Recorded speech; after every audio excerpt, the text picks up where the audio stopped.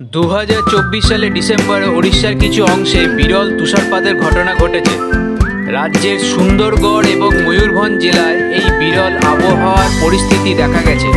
তাপমাত্রা 3 ডিগ্রি সেলসিয়াসের নিচে নেমে যাওয়ায় এই এলাকাগুলি হালকা তুষারপাত এবং ঘন তুষারপাতের স্তর লক্ষ্য করা গেছে। রবিবার সকালে হালকা তুষারপাত দেখা গেছে টেনসা, ক্যালটা, মালদা এবং কাশিরা এলাকায় ঘন তুষার জমে। তাপমাত্রা টানা 3 দিন 3 ডিগ্রি নিচে ছিল।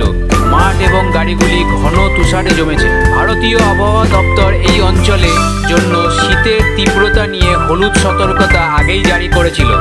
এই ঘটনা উড়িষ্যার উষ্ণতম আবহাওয়াতে অত্যন্ত বিরল। এই বিরল তুষারপাতের কারণে স্থানীয় এলাকাগুলি নতুন পর্যটন গন্তব্যে পরিণত হয়েছে।